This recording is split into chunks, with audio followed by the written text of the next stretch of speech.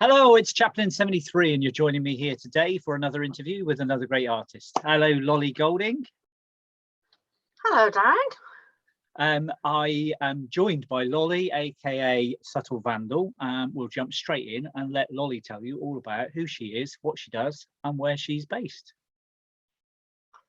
Hi, I'm Lolly Golding, also known as Subtle Vandal, also known as Gransky, and various other names. Yeah, I'm a multi-dimensional artist. I work in lots of different media, painting. Obviously the Subtle Vandal paintings are upcycling paintings. I do portraiture, I design fabric, I've designed tartan, I make jewellery, I've been a chainsaw carver, well, you name it, I've done it probably, yeah. Chainsaw carving, I'm intrigued, chainsaw carving. Yeah, I was a chainsaw carver for about 10 years. Wow. Went around doing things like the BBC area at Glastonbury, decorating that with sculptures, animals and various things, and garden shows. Yeah.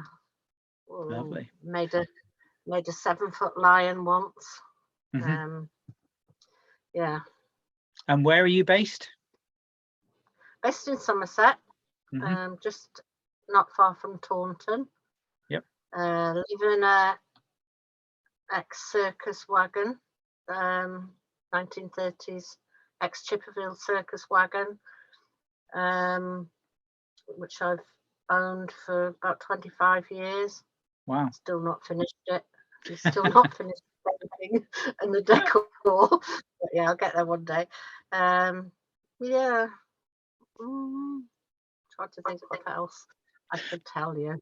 Tell me a bit more about the Subtle Vandal stuff, so that people know what that's all about, because I've been quite caught up with it just lately, following the Subtle Vandal stuff. Okay, cool.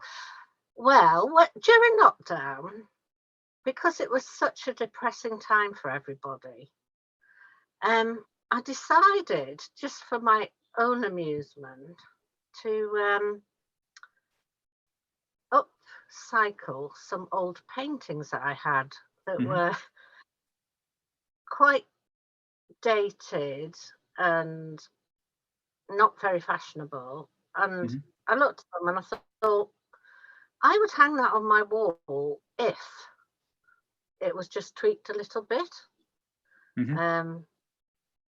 And so, just to cheer myself up during lockdown, I'd add something funny or naughty or rude to it, and then I would hang it on my wall.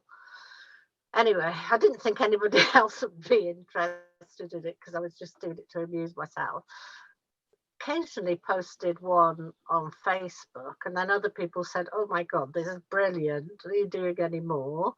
And I said, "Well, yeah, I have done a few more, posted a few more," and people just thought, "This is great. This is helping me through lockdown."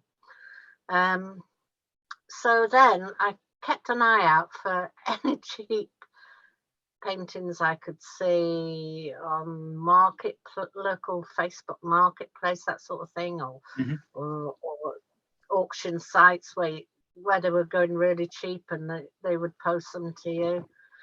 And yeah, I spent a lot of time looking at rubbish paintings basically to upcycle.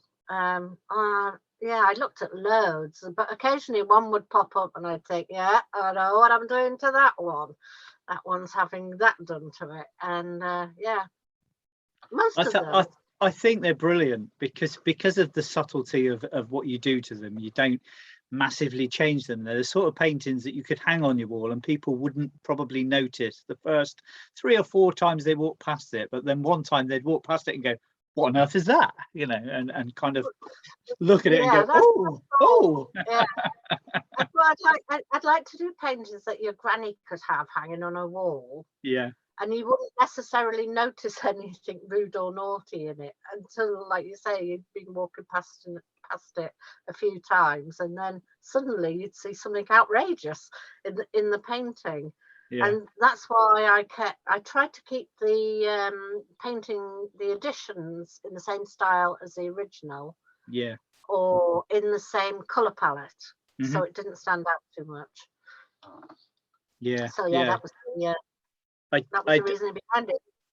I never expected it to be so popular, because it was just my stupid sense of humour that I didn't realise everybody else had the silly sense of humour as well. And yeah. And I believe that led to an exhibition recently. Yeah, as the last weekend and the weekend before, I had an exhibition of 27 of the paintings at Rockway Park, which is a place called Temple Cloud by Bristol. And yeah, it was very popular. Yeah. I had young people that came in, went home and told their parents about it. Their parents came and spent quite a while looking at them, because I put a bio with each one of how the painting was originally, what I'd done to tweak it, and what it was now called, the new title I'd given it. And then they'd go home and tell their parents, so the grandparents would come and tottering along as well. Brilliant. Multi-generational art. That's what we like. Yeah. I did have to warn people, say, oh, some of it's a bit naughty, you know. It's like, oh no, this is really floating our boats. Brilliant. So you said that you do a wide range of art, and you've done a wide range of art over the years. So who or what influenced your style, or if you have a style, because you do such a broad range of... Yeah, do you know what? That's such a difficult question for me, because I absorb everything. I'm one of those people that likes information. I absorb everything I see, and I've just been influenced throughout my life. You know, from when I was a little baby, a little toddler, my parents had a painting above the fireplace.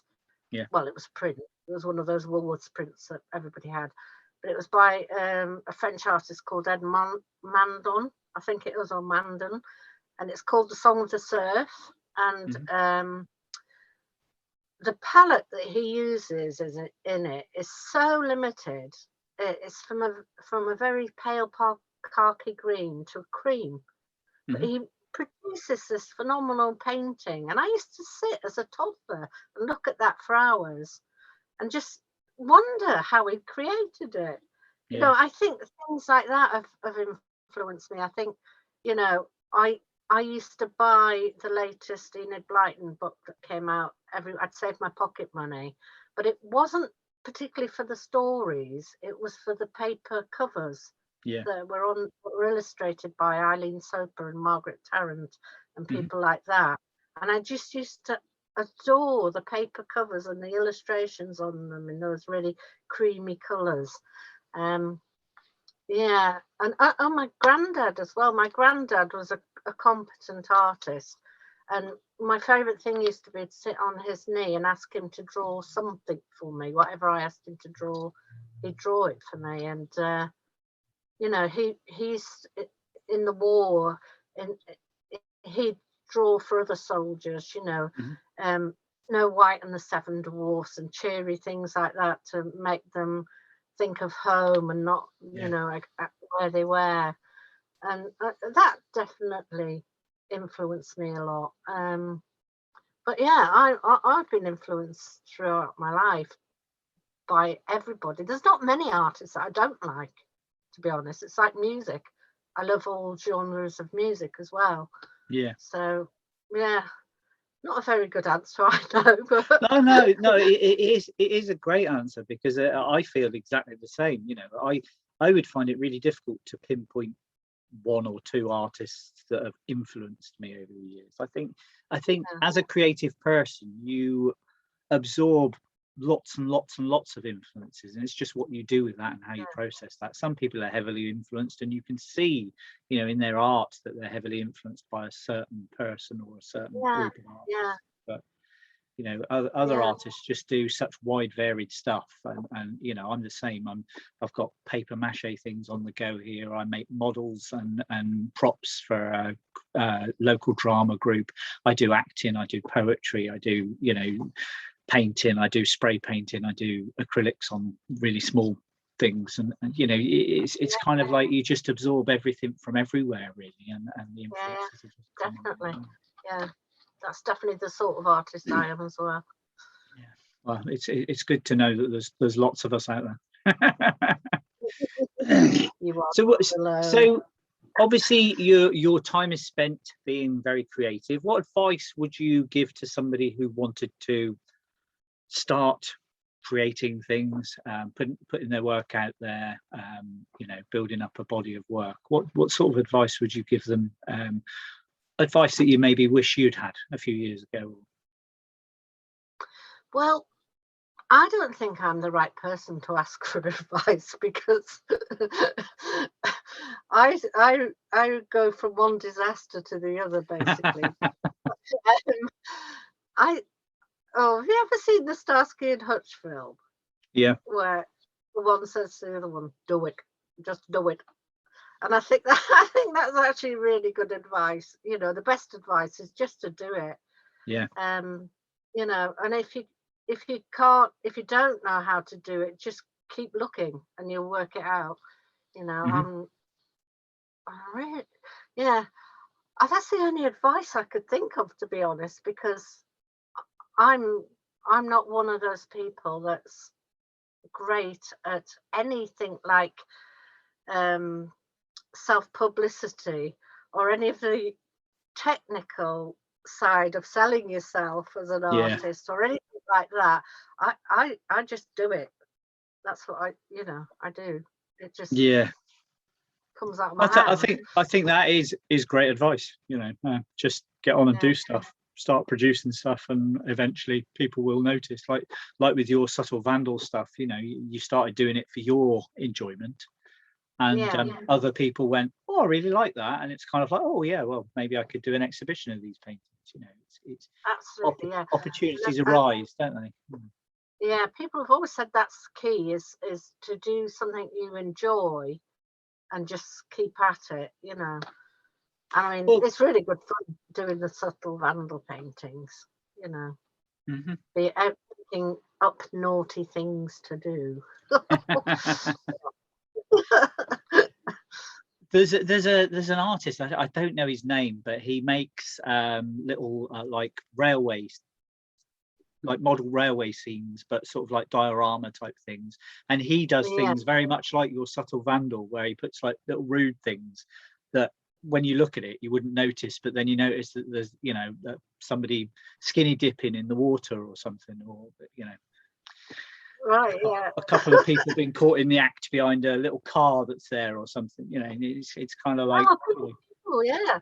People have been doing that for centuries, because there's a famous Dutch artist, isn't there, that that did paintings of people dancing in a village, and there's people out in the fields gathering in the corn. But then, if you look into little areas, there are two little bums sticking out of the yeah, corn, yeah, and a few naughty things going on. So yeah, it's nothing new. those little There's hidden nothing going details. on. Yeah, yeah.